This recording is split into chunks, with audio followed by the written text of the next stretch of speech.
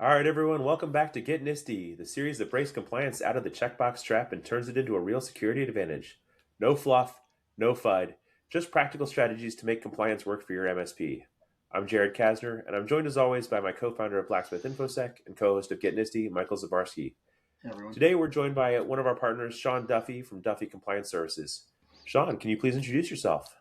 Oh, sure. My name is Sean Duffy. I am the owner of Duffy Compliance Services. We've been in business going on 13 years now and doing work in compliance, penetration testing, vulnerability assessments, basically helping people build and make a practice in cybersecurity.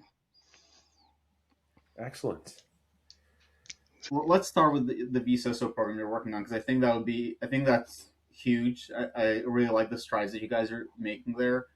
Thanks. So yeah, let's start there. You want to kind of give an overview and then we'll go. So one of the things, okay, sure, I'd be happy to. One of the things that we've run into in this industry is, there's a disconnect between the service providers and the client.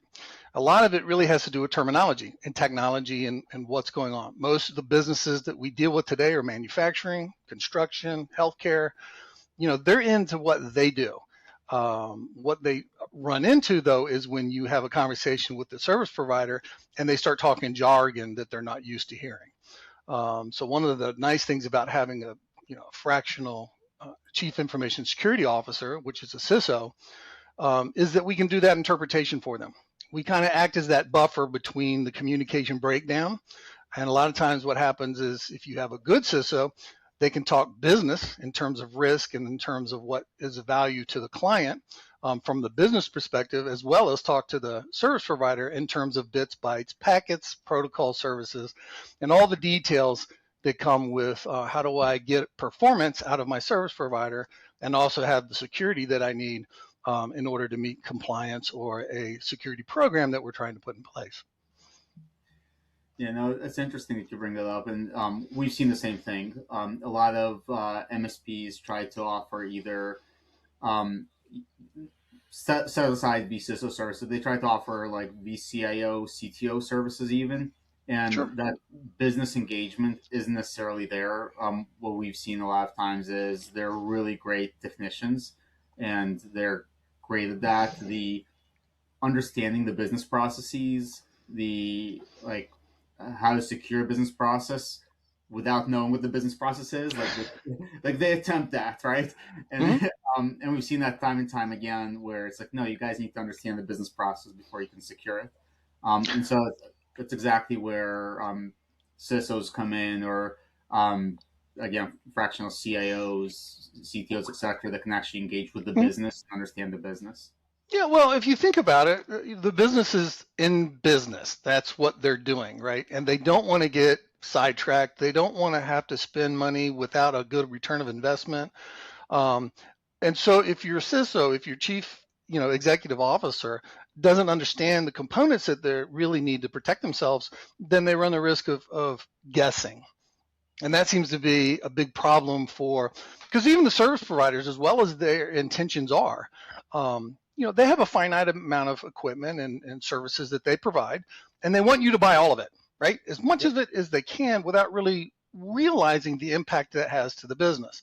And when I mean impact, I mean threat. Now, when we talk about risk, certain things are more risky than others, and it really depends on the service, or it depends on the client, because that client has risk in different areas. Every client does. Some people are doing e-commerce, and so a risk to my website would be detrimental to my business. But if I'm just setting it up as informational, just for somebody to kind of check out what we do, and it goes down, it doesn't stop my business from flowing. And those are the kind of things that we balance. We want to make sure that identity management is critical, right? Backup protections and being able to test those backups and make sure that you can recover if you need to is very important, right? So you have to weigh those things with how much you're spending. And I think compliance is a big driver, as we know now. CMMC, HIPAA, you can't really stay in business and not have those things readily available, especially for GovCon, obviously for DoD and healthcare. But you don't want to be spending money for the sake of spending money. And, I tell you what, every business will agree with that. Yeah. So having a plan, having a service that I can track and manage those expenditures, a plan of action that says these are the more critical ones and those are the ones I want to spend my money on first, is really helpful for the client and for even the service providers, because what they're going to look at is I want to do the best that I can, and I want to be your go-to service provider. And if they're doing that by the direction of somebody on the inside who speaks their language, that becomes very helpful for everybody. Yeah. Yeah, let me poke at one thing you said there real quickly here. And just for the record, I agree with you. You can't really be in business as a medical provider without HIPAA compliance. I would say, I would argue that a lot of MSPs are finding that their medical practices and dentist offices in particular that they support would argue that you can't be in business without being HIPAA compliant, because they're just taking the ostrich approach and sticking their head in the sand and not like, somebody will come along and find me, because like there's no teeth to HIPAA. And so when you have a medical provider or a dental practice or somebody who is not necessarily doing the things that they should be doing towards HIPAA compliance, how do you approach that conversation with them? Well, and you're right, there is no certification for HIPAA, but if there is something that a client or a patient or somebody else turns you in, and you get HHS, right? There's a way for you to say, hey, there's a violation in here. That expense that we were talking about trying to save becomes very expensive. Usually the cleanup is about 10 times what it would cost to actually do the work the first time. So while, yes, you can stick your head in the sand and hope this goes away, you don't want it to be that problem if you're being turned in, right? If somebody says, hey, I believe there was a HIPAA violation in here, because HHS has a lot of money and relentless, they don't really want to close a business, but they sure want to make sure that they can pull things like your subsidies, anything that you're getting from the government, all of that goes away, and most businesses can't run, or healthcare systems won't run without some kind of feedback from the government. So it can be very, very expensive to go through a violation. Sounds like you've had to deal with the backside of that, of helping companies. So one of the nice things about 35 years of doing this is I've seen a lot of things, and I can tell you, you don't want to be in that realm. You don't want to be being subpoenaed. You don't want to have, FBI agents or law enforcement knocking on your door. That's just not a good place to be. And I can tell you that it won't just be reputation. But what happens is your supply chain finds out they don't want to work with you anymore. Your clients don't want to work with you anymore. This becomes a systematic problem that takes years to recover from. And a lot of times they won't recover from it. Yeah, especially in the SMB, it's a different thing. A lot of security practitioners constantly point to the target breach. God, what has it been, about a decade or so about this point? Where that's enterprise level stuff, Michael, and I can agree with that. The large ones that makes the news, it's the little guys that you never hear about. Yep. They go out of business, right? And so depending on how big you are, target may not matter, because a lot of people in their thought process is, I'm small, no hacker's going to look for me. And people need to realize that hackers aren't really interested in you per se. They're interested in. If they are, there's nothing you can do to stop it, really, because like if someone's actively targeting you, they're gonna find a way in, right? That's right. But most hackers, I will tell you, they have jobs just like the rest of us. Yep. And what happens is they just get up, they do their job. If you've ever watched The Matrix, they talked about this. They do their laundry, they take out the trash, right? But at the end of the day, they'll stumble across you. And that's what they're looking for. They're opportunistic. They're just looking for somebody that says, hey, you have data and I bet you care about it, even if they don't, right? And our regular listeners will have heard me say this before. To every small business out there that says, I'm too small for them to, or the hackers don't care about me, you are absolutely right that the hacker does not care about you, but you are wrong about why they don't care about you. They don't. It's not that they don't care about you because you're Joe's bait shop. They don't care about you because to them, all you are is an IP address. And if they find you and they find you're vulnerable and they can find a way in, they're going to ransomware you, or they're going to find some way of extracting data from you or something, right? And if they get in, they're not going to care whether you can pay the $3 million ransom, right? To them, they don't lose any money if you don't pay them. Right. They might gain some money if you do pay them, but to them, it's a numbers game, right? How many IP addresses can I block and take down? And I don't care whether it's Joe's Bait Shop or Target.com. Like, right. To me, it's irrelevant. Where I might care about it as a hacker is, if it's Target, maybe I ask for $30 million instead of $3 million. But at the end of the day, like, what I'm interested in is the volume. How much can I get out of anybody who I'm attacking? And they don't care about you. You're absolutely right. But it's not for the reasons you think they don't care about you. I'm small, I'm insignificant. Yeah, but your data, see, they don't care about your data. This is what I would tell them. They don't care about your data, but they're betting you do. Yep. And if you have proprietary information, if you have information that is keeping you in business, you want to protect that. Yep. And the two things that we can do in order to best protect that is, make it hard for them to get in, or I should say, and make sure that if they do get in, our window to spot that is very, very small, because we can react to it. And that's what cybersecurity is all about. Yep. So. Cool. So you talked a little bit about, from the HIPAA standpoint, I'm going to stick on HIPAA just for a second here. Sure. But you talked about the HIPAA side of things.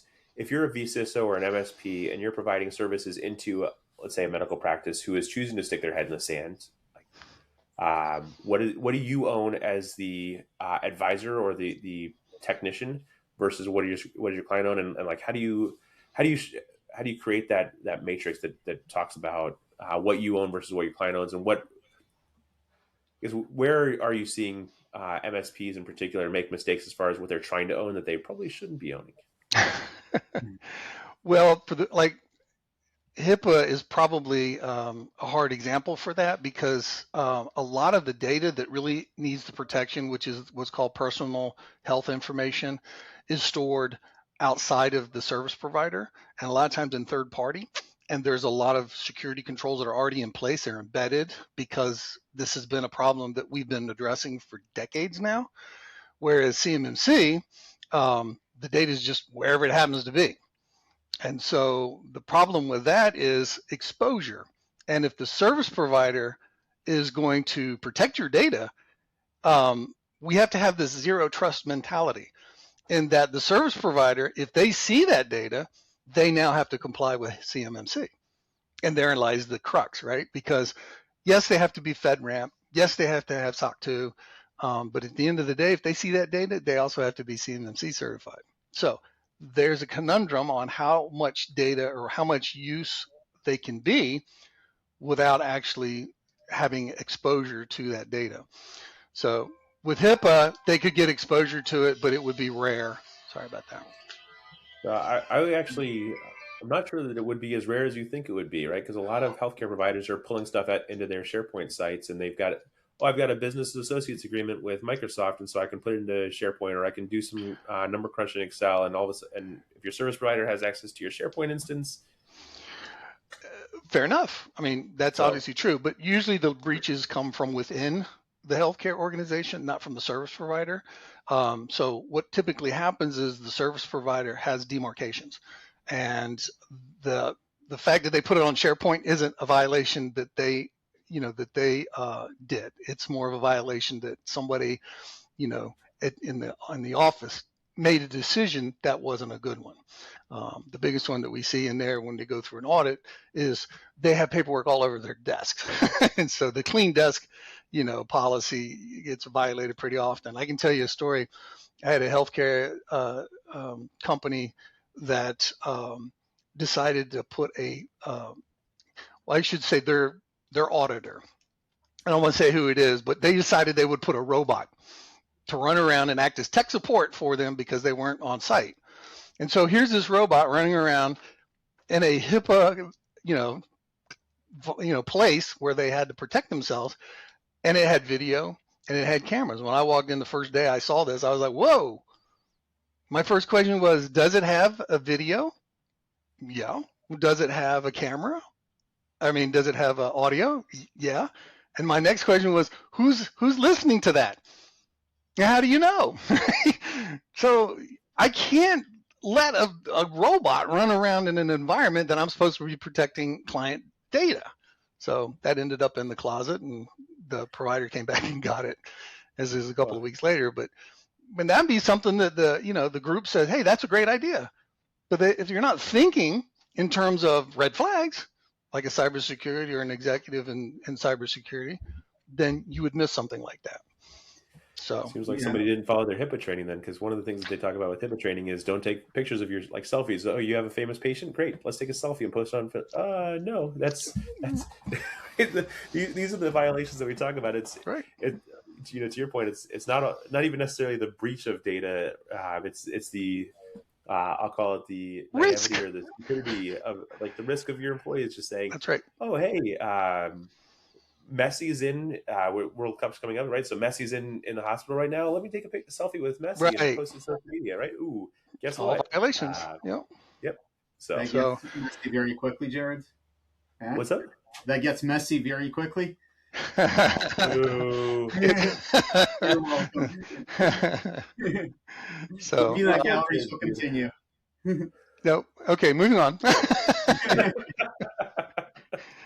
So, but yeah, I mean, we've when we look at this, we look at it in terms of the risk to the business. And when you can walk in and you can go, what is wrong with whatever new thing is in there? You have to be concerned. One of the things that I also came across was a company decided it'd be great to have internal honeypots in their environment. Well, these people could barely turn on the computers, let alone, worry about, oh, I got this new neat tool. I'm going to go in here and try to hack systems. How I found it, I was doing a vulnerability assessment, and lo and behold, they've got StuckNet running on their environment, which they don't have. So it was very apparent.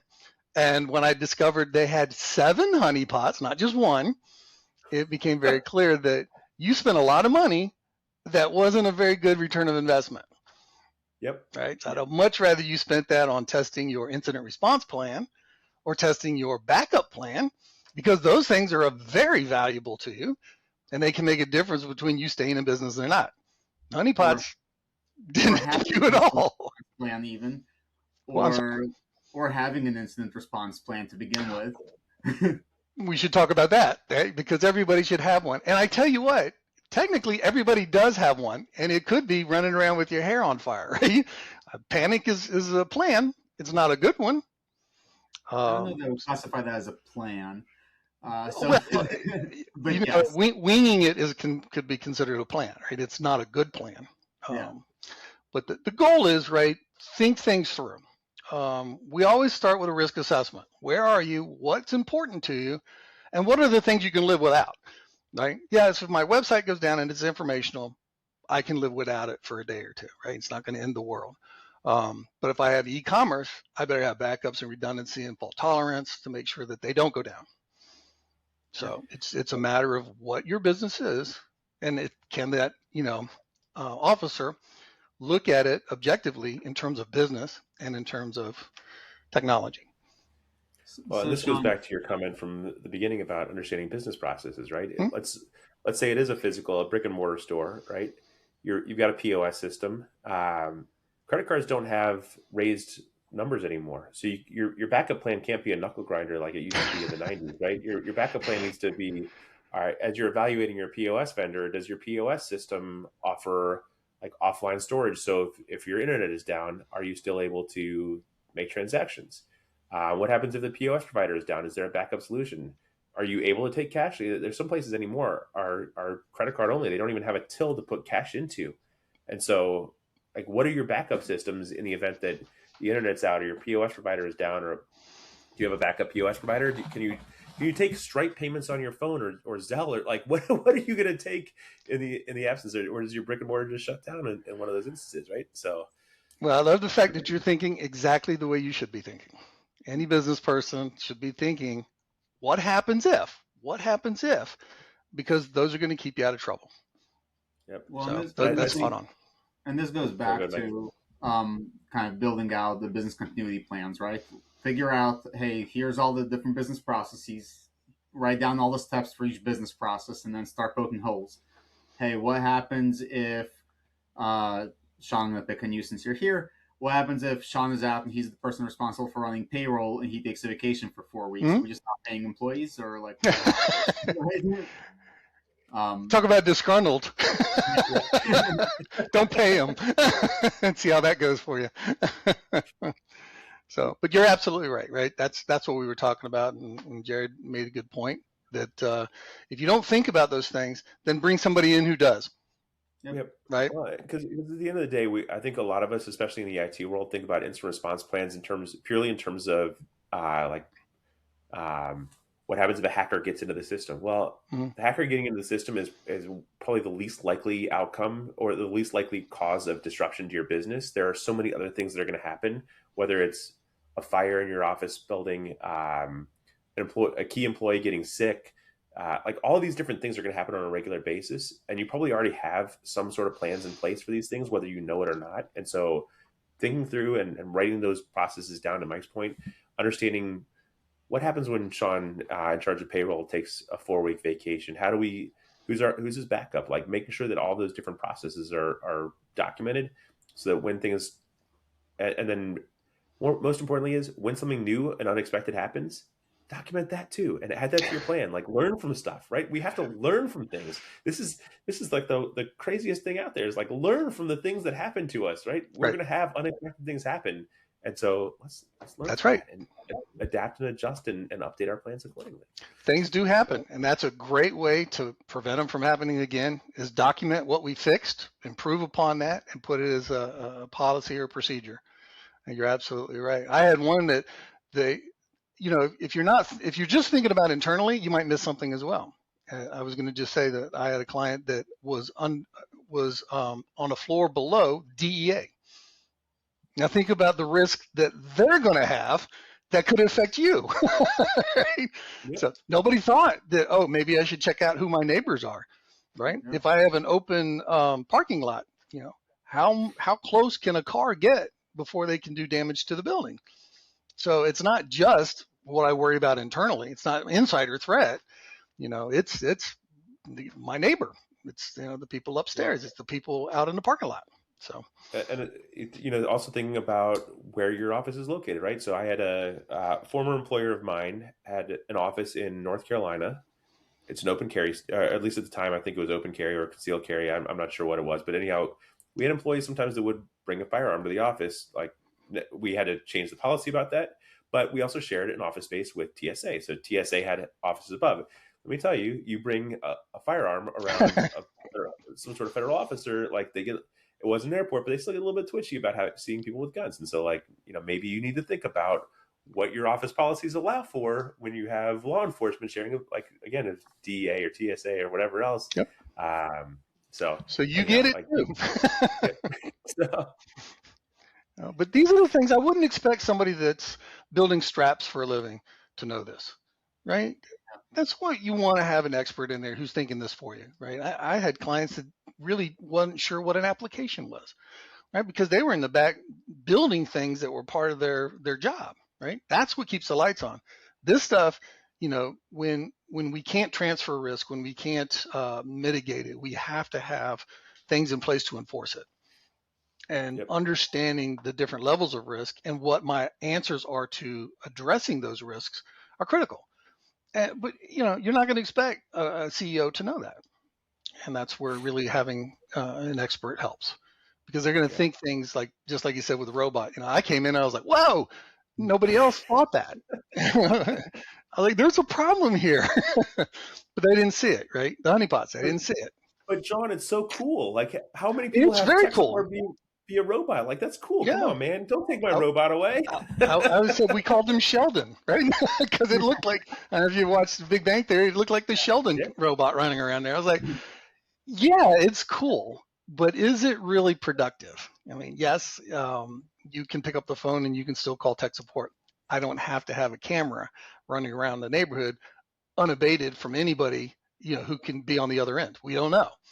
If you want to put a dedicated person back there, then okay. But I'm pretty sure that, that person could have been 20 people back there. We just don't know. And so therein lies your risk. Yeah, the other piece that I've seen lately, at least again, not from a enterprise or business perspective, even, but the robot vacuums that now like map out your Hmm. house, for you. And it's like cool. So like, they've got cameras built into them as well, so you've got like something that's roaming around the house, and especially if you're working from home and you have Right. sensitive data, again, like what is all of it extends everywhere at this point. No, that's a good point. And I don't think many people would have thought about that. I work from home. Well, there's no security problem there per se, right? Until you go Yeah. back Do and you you have an start doing. Amazon Echo or in your office that? Oh, that's a don't even, oh, that's a really bad one. Yeah.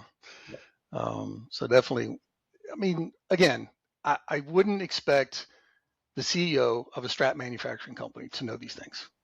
And so, what we're trying to do here, I suppose, this is education, right? Think this thing through. We can do mitigation, we can do remediation, we can do transfer of risk, right? And so, how many people know what to ask a cyber insurance company? You know, do they provide forensics evaluations? When do you call them? And there's certain things that, a person that's signing up is like, "Will you please accept me? But what am I getting for what I'm paying for?" Yep. Right? And so you got to ask the questions. If you're not, they're not going to give you anything. Yeah. And when it comes to cyber insurance, it's the hey, what are going to be the carve outs? Because I've Mhm. seen that where they're like, yes, we have a guy cyber policy, but like, there's so much stuff that's carved out of the policy that they don't cover. Right. But you have a brick. Um, Yep. You can say so you've got cyber insurance, but it doesn't cover anything. And so that's not helpful to anyone. So it would have to be on a full moon on a Thursday, uh, during two a real months out of the year for it to be effective. Right? Yeah. Not productive. And So, yeah, and we've seen the same thing kind of on the compliance side of things from like SOC 2 reports where they've scoped it down so it's one computer in the back office and everything else is out of scope. Okay, well, you don't really have a SOC 2 at that. Like, yes, you have a piece of right. paper that says you have a SOC 2, but it's so again, it's understand like you got to actually read the policies. You have to read the like Mike and I have talked about this before. Read the contracts. If you're signing a contract with somebody, like Mhm. actually read a contract. don't just get AI to summarize the contract for you, but read the Yeah, please don't contract. do that either. While that might be effective in terms of quickness, it's not going to be accurate because there are going to be Yep. nuances in there that it's just not going to pick up on. And I would hate to say I relied on AI when I'm standing in front of a judge. yeah, That just well, here again, that's a perfect example of why you would have an expert come in. I don't want to read it, right? An expert, let a lawyer come in here and tell me what I need to worry about and what I don't. Right? So, because a lot of these Yep. clauses are standardized, and but there are other things. What actually the statement of work? What are we going to do? What I am going to omit is important because that's what you're paying for. And so I always like to get cyber insurance, and I always ask for this. I want forensics people. I don't want to pay for that when I'm in panic mode. And that I don't care what client you talk to. If you have an incident, it's instant panic. It's incident panic. That's where you start. yeah. Until Yep. you have somebody comes in there and goes, "Calm down. We have a procedure for this. Let's follow it." And then you have that chain of custody starting, and you have documentation, and you know what to do to move forward. Yeah. No, that's the forensics piece is really. I want to just underline that one real quickly here. I was helping a friend out with an incident response. Um, it was a misconfigured service that exposed a whole lot of data that shouldn't have been exposed. Um, and they were adamant that they didn't want to bring cyber insurance in because they didn't want premiums to go up and this, that, and the other thing. And I said, look, you need to have the forensics expert come in. Oh, we have our lead architect, our lead software person doing this review. Great. Who was it that created that exposure in the first place? Oh, it was your lead software person? Guess what? Maybe you need to have somebody else come along and look at that. Well, Jared, can't you be our forensics person? I said, look, I can do some of this, but that's not my expertise. Like, so I can tell you, I am already identifying some places where you probably need somebody to dig in a little bit deeper, who's actually going to be able to like really look at the logs and figure out what is and is not available. And you know what? They did end up finally bringing somebody in, and so they got it all cleaned up, and were able to actually more authoritatively prove that the potential exposure was not actual exposure, which is great. Mhm. But you know, uh, who's watching the watcher kind of thing. Like you need to have Yes. that expertise is extremely valuable because they have those forensics folks. That's all they do is go That's through right. and they can watch the chain of custody along the way, and they can figure out, hey, if there are holes in the logs, there are other ways that they can get at information that you might not have access to. They're going to be able to help you piece together things in a different way. They're going to aggregate all of that log information into systems in ways that you're not used to doing. Like they just have that muscle memory that you cannot possibly get. Oh, but I had Claude analyze this for me. I don't care what AI you had. Like you can get some cool stuff out of that. Like there's, by all means, have that as a tool, but it can't be the tool that you're using, right? And there's reasons why. Legality, Yep. you're going to run into problems with that.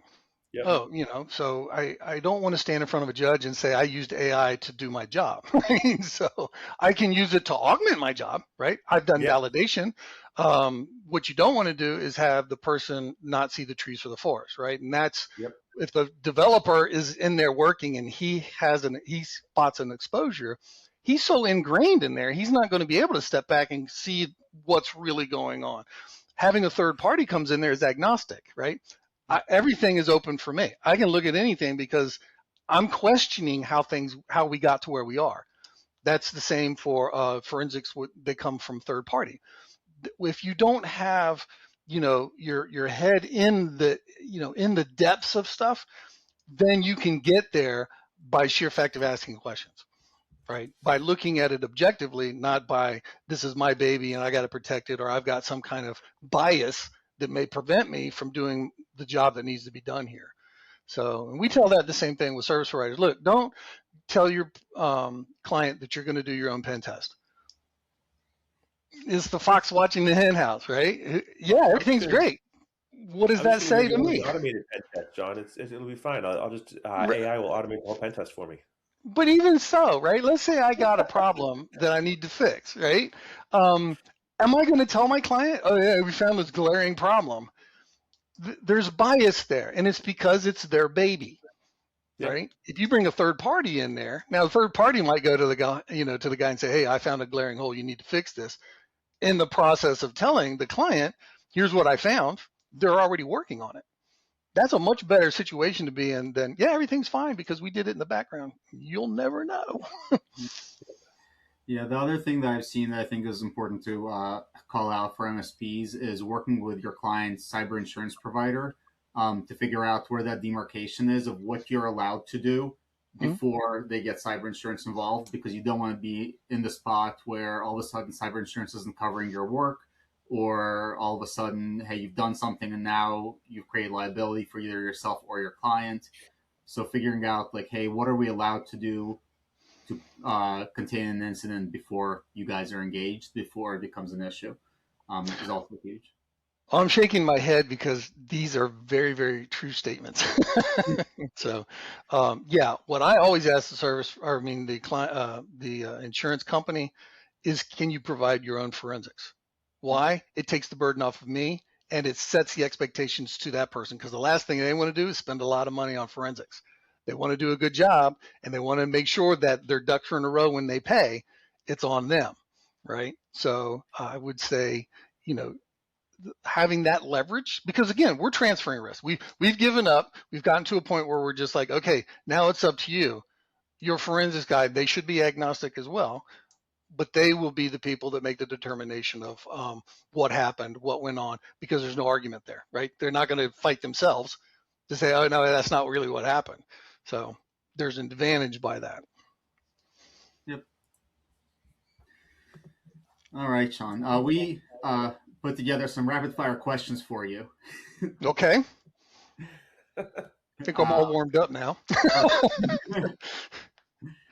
What's one document that every SMB should have but probably doesn't? Security policy. Absolutely. You should have a security policy. It's the rules of the work, right? I would say procedures, but get the policies, get the rules first. Jared, you want to go number 2?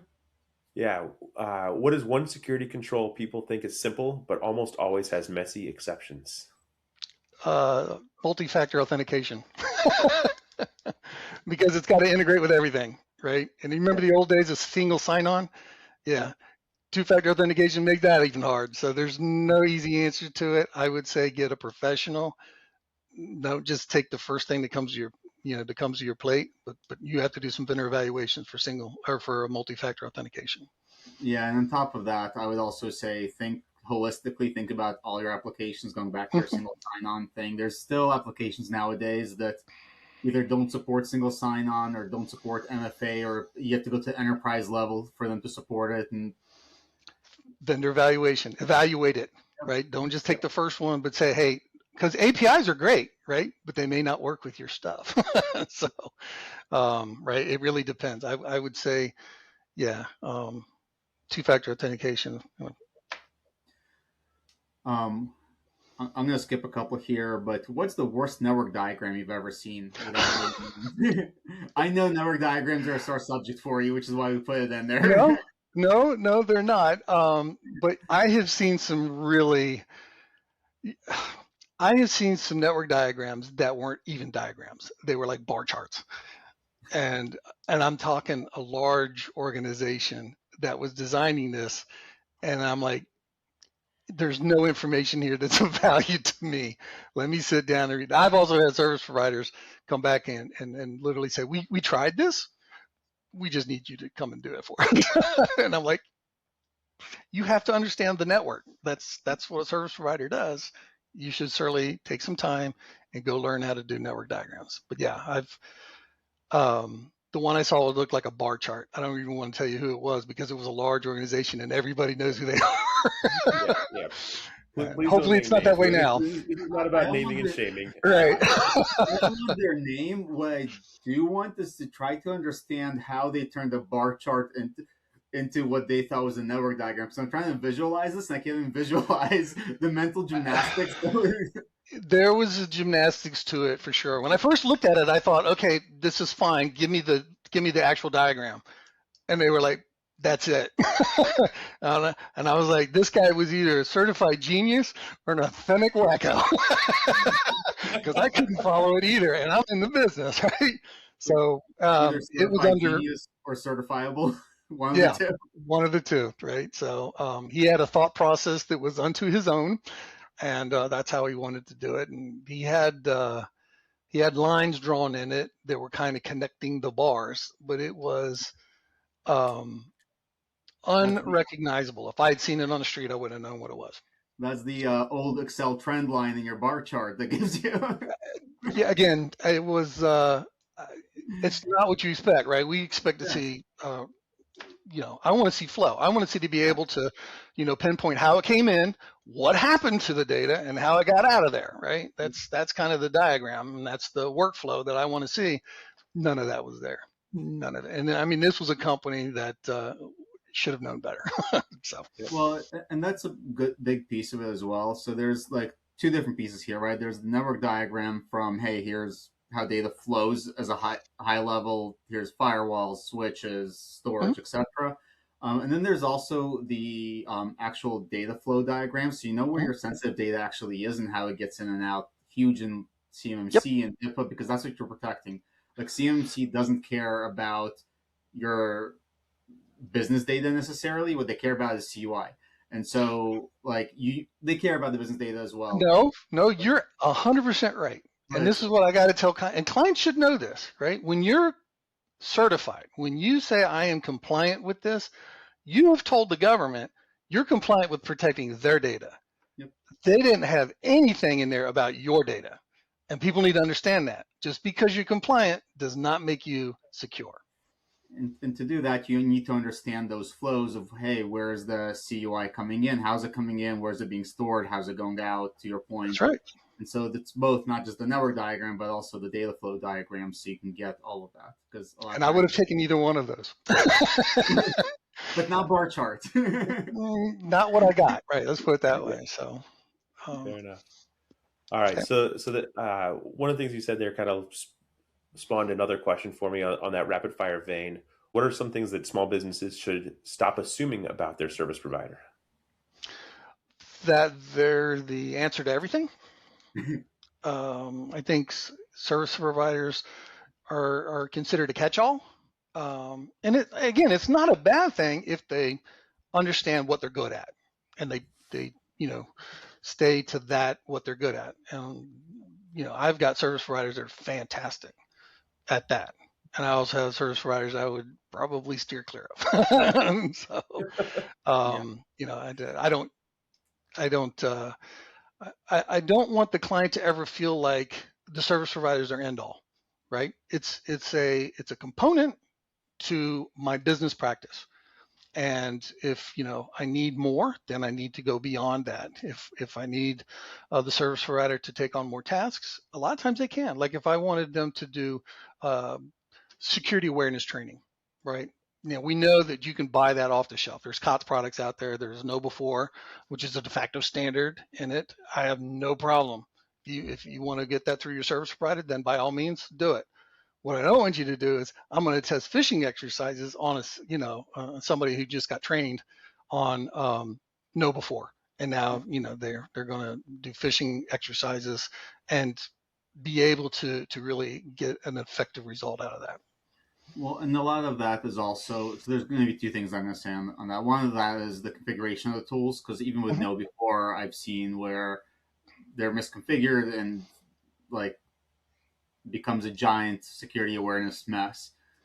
So making sure someone actually understands the tool and can configure it properly is huge. The other piece really that I've seen when I was vSysteming at least, Sean, I'm sure you've seen this as well with numerous clients, is that the managed service provider is doing a good job if you're not managing that relationship as an SMB. Yes. Because there's a lot of times where I've seen where the MSP is doing what they think they should be doing, and they're getting no feedback from the SMB, and so they're. Do you know why that is? Because the SMB is busy doing what? Their job. Yeah. Right. And so when the service provider go, here's my report, here's my assessment, here's my whatever, where does that go? On a shelf. Why? Yep. Because if it's something important, you would have told me about it. That was their mentality. Yep. So SMBs could really use somebody to put eyes on what they're actually paying for. Yep. If you're paying for a report, somebody should be looking at that report.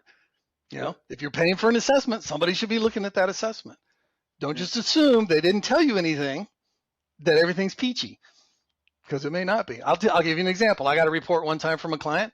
It had 80% of the traffic put in this bucket called other. So I told the service provider, I said, are you telling me that of all the traffic that you have, 80% of it, you have no idea what it is? Because you just put it in this bucket called other. I'd like a little more information, please. Now, the client would never have known to ask that question. Yep. 80%. We're not talking about, 50. Right. Most of their traffic was unknown, and that bothered me. So, but that's the kind of stuff that you would expect an expert to say, look, I'm going to look out for you. That's how you look out for them. Yep. Cool. All right, Mike, I think we've got time for one last question here. You want to take it? Sean, what's the compliance hill that you'll die on? The compliance hill? It isn't here yet.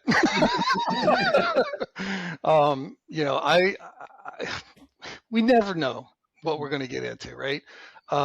Compliance is one of those things, and I started out in FSMA, which was government, right? And 853, and then it moved into 171, which was a third of what I was doing with 53, and then FSMA, and then DCID 6.3 for the intelligence community, and it just keeps growing. So the RMF could still be a good one. The CSF, the cybersecurity framework, which is a valid, but it has no, hard-coded, here's how you do it. It's basically the framework, which is what compliance really should be for an entire organization.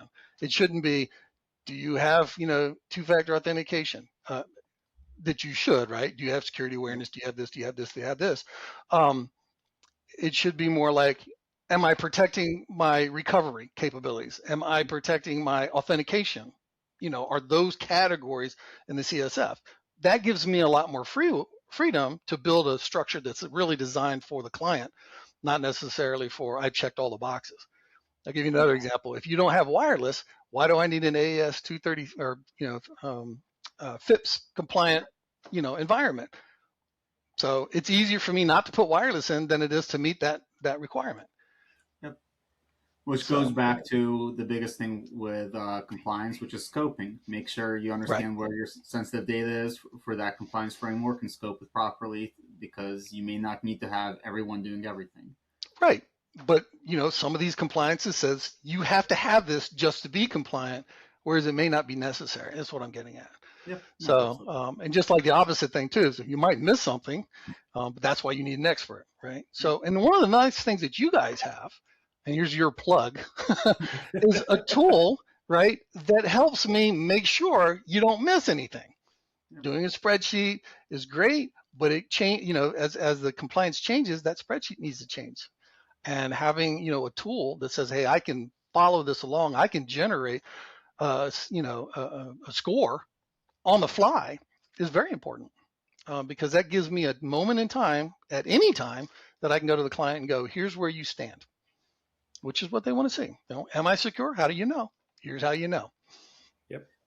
Well, and the big thing that Jared and I always talk about is, as far as are you secure? It's security is not compliance, and compliance is not security. They kind of go hand in hand, but we see that. We covered that, yeah. It's all perspective, right? It's who cares about that compliance, right? If you're compliant, they care that you got their stuff covered. They care about your stuff. Yep. Cool. Well, Sean, thank you so much for joining us today. Sure. To all the listeners, thank you all for listening in. If you enjoyed today's content, please do share this episode with a friend. If you joined us for the first time, hitting that follow button helps others discover us in the future and means you won't miss an episode yourself. As always, you can submit your questions to blacksmithinfosec.com/ask. And with that, we will see you all next week. Thanks so much. Appreciate it. Get nifty. Yeah, we're bringing the heat. Cyber strong compliance on repeat. Get nifty. Let's secure your fate with Blacksmith InfoSec. Don't hesitate.